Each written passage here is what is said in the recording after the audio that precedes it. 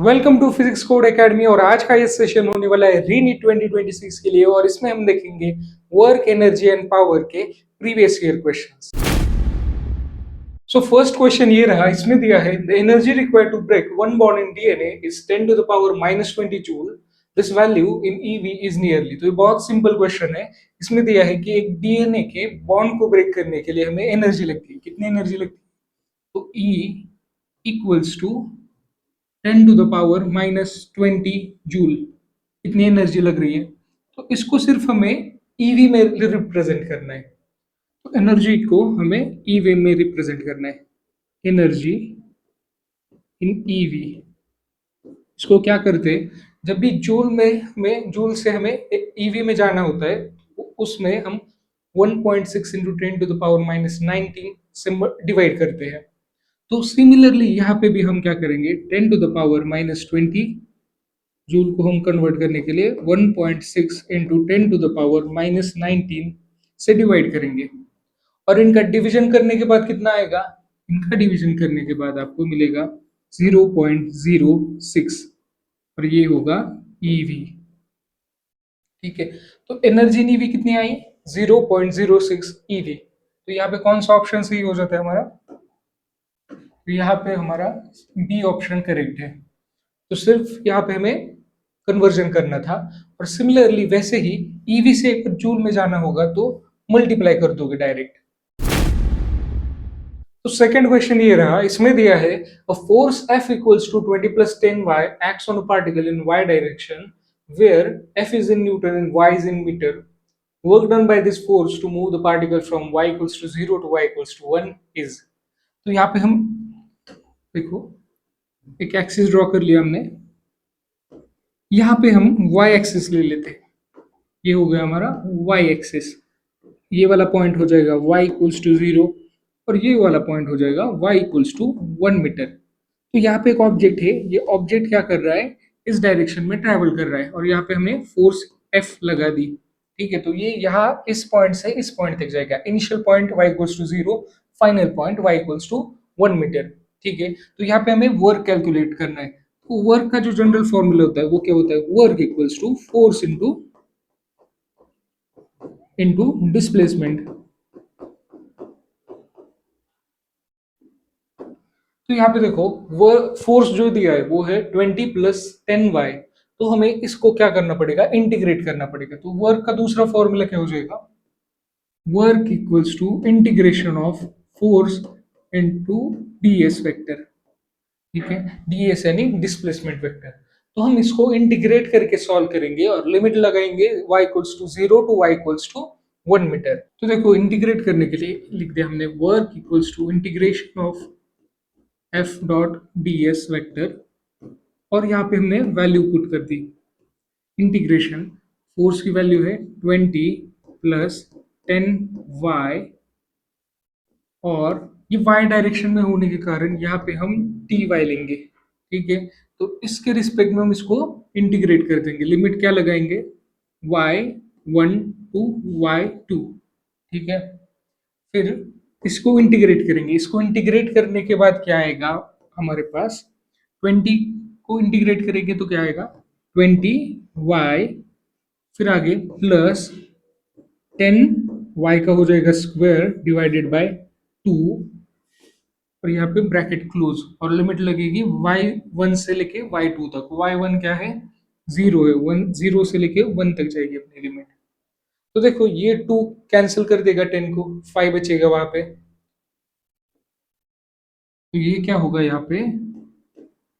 20y plus 5y square, और इस पे हम लिमिट लगाएंगे 0 टू 1।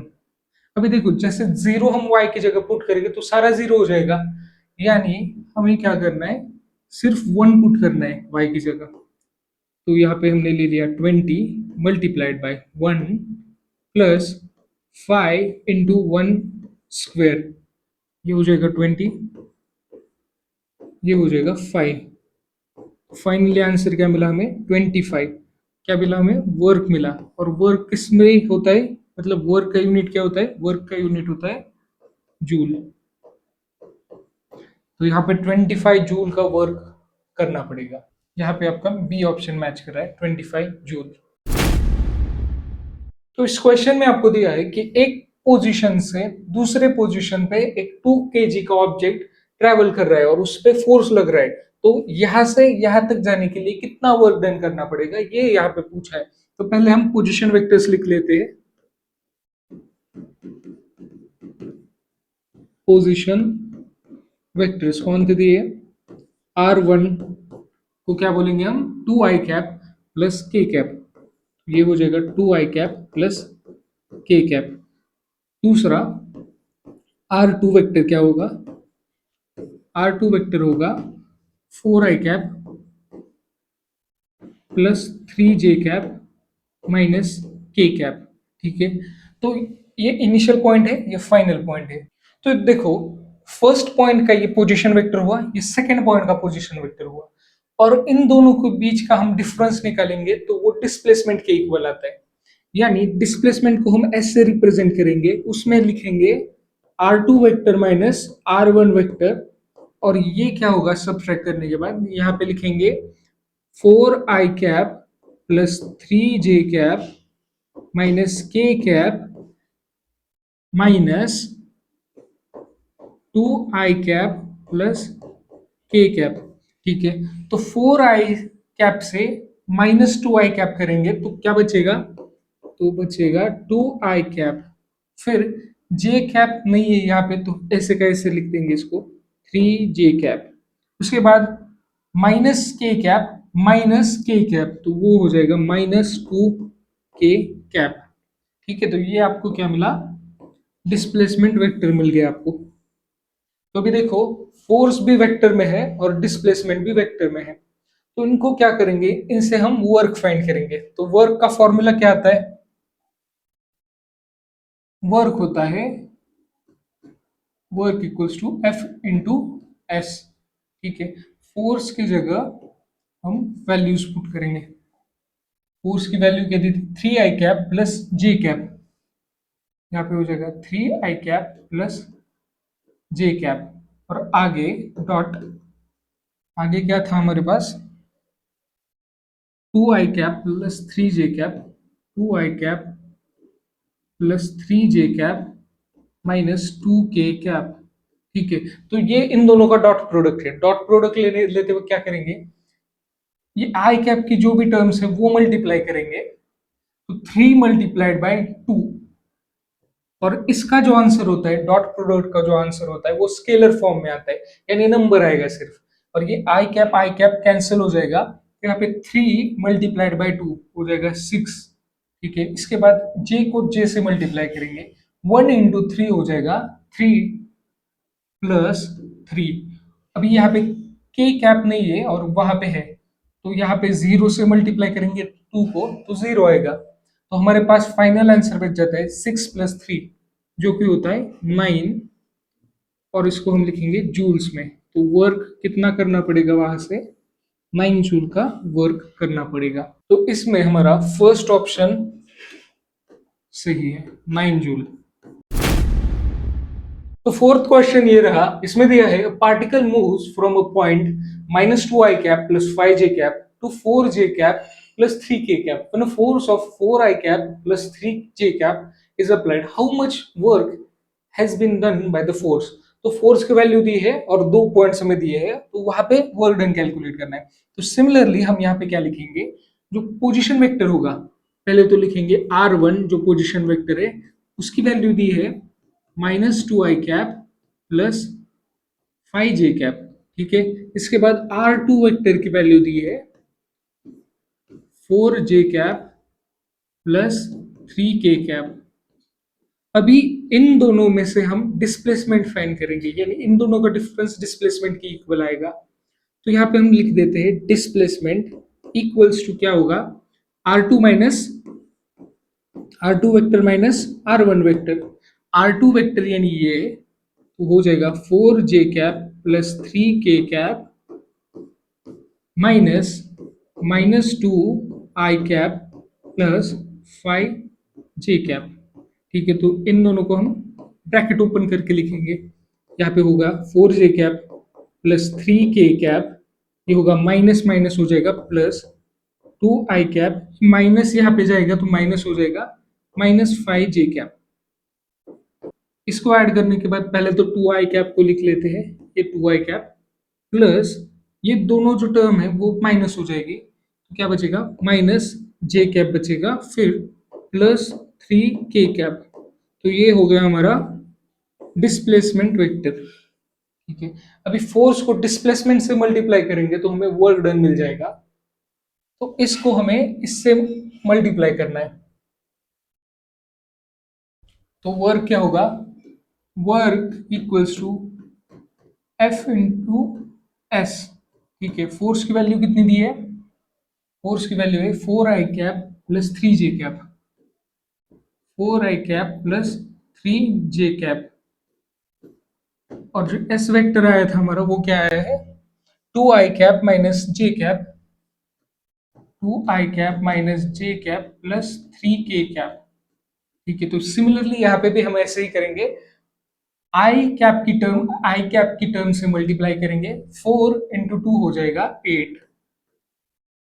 उसके बाद जे कैप से मल्टीप्लाई होगा, यहाँ पे 3 है और यहाँ पे -1 है, तो 3 मल्टीप्लाइड बाय -1 ये हो जाएगा -3। इसके बाद के कैप की टर्म नहीं है तो हम ऐसे ही रहने देंगे, 8 - 3 हो जाएगा 5, और वर्क हमारा मिल जाएगा 5 जूल। तो यहाँ पे वर्क कितना करना पड़ेगा, 5 जूल का वर्क यहाँ पे आपको करना पड़ेगा। तो यहाँ से आपका सी ऑप्शन करेक्ट हो जाता है, 5 जूल।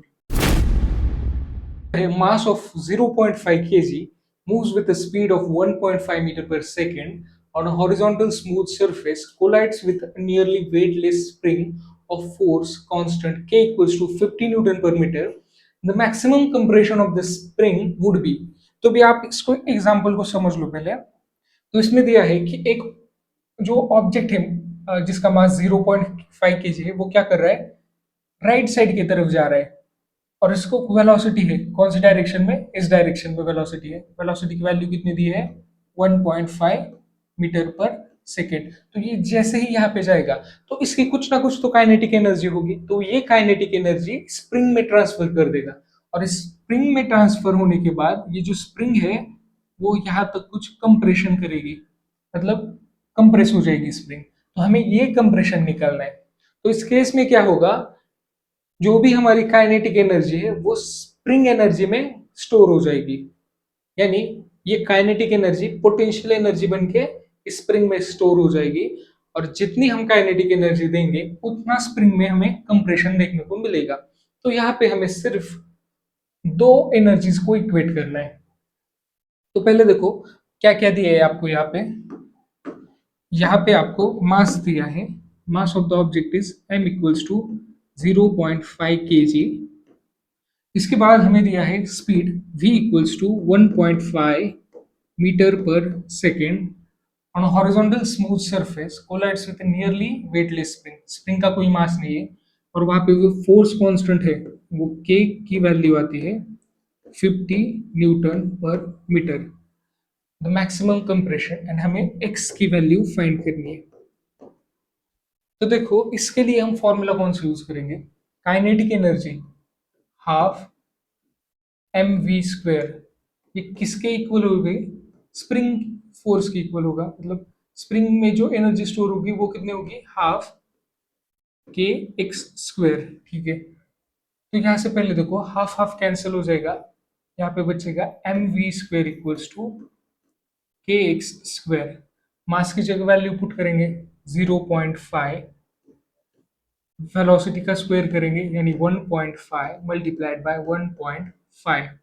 ठीक है, इक्वल्स टू कांस्टेंट कितना आता है, स्प्रिंग कांस्टेंट 50, एंड x की जो वैल्यू है वो हम ऐसे ही लिख देंगे x²। तो अभी हमें x² फाइंड करना है, तो यहाँ पे होगा 0.5, यहाँ पे होगा 1.5, 1.5 एंड होल डिवाइडेड बाय 50। ठीक है, तो हमें इसको सॉल्व करना है। सॉल्व कैसे करेंगे, यहाँ पे मानो पॉइंट हट गया, यहाँ पे बच गया 5, यहाँ पे हो गया 1.5, यहाँ पे हो गया 1.5 एंड नीचे हो गया 500। तो ये क्या है, 5 वन जा 5 एंड यहाँ पे 100 बच जाएगा। ठीक है, तो इन दोनों का हम करेंगे स्क्वायर। यहाँ पे हम x लिखेंगे और यहाँ पे अंडर रूट लगा देंगे। तो ये 1.5 और ये हो गया 1.5 और यहाँ पे होगा 100। यानी ये क्या लिखा है, अंडर रूट में लिखा है 1.5 का होल स्क्वायर एंड नीचे लिखा है 10 का होल स्क्वायर। तो इसको हम स्क्वायर हटा देंगे तो क्या बचेगा 1.5 डिवाइडेड बाय 10 और ये फाइनल आंसर हो जाएगा 0.15 और जो हो आंसर होगा हमारा वो होगा मीटर में। x इक्वल्स टू 0.15 मीटर यहाँ पे हमारा आंसर आ जाएगा।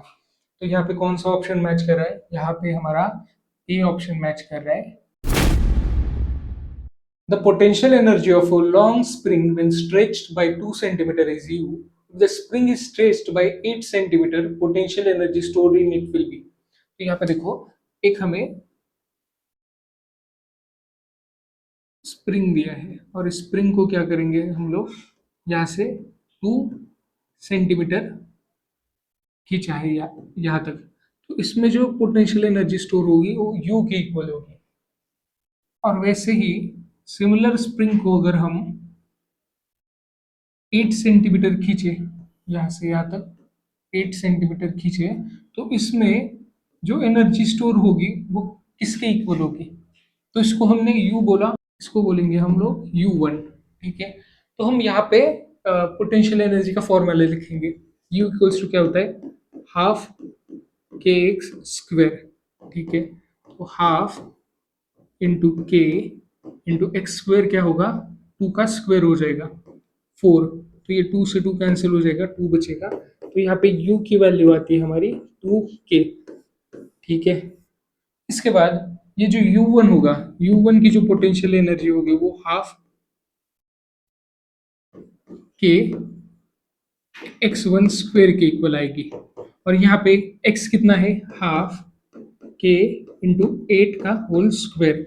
ठीक है, तो ये क्या बचेगा 64k डिवाइडेड बाय 2 होगा, तो इसको क्या लिखते हैं हम लोग 32k। ठीक है, ये होगा हमारा U1। तो U एंड U1 की हमें वैल्यू मिल गई। इसके बाद हमें इन दोनों का रेशियो के लेना है।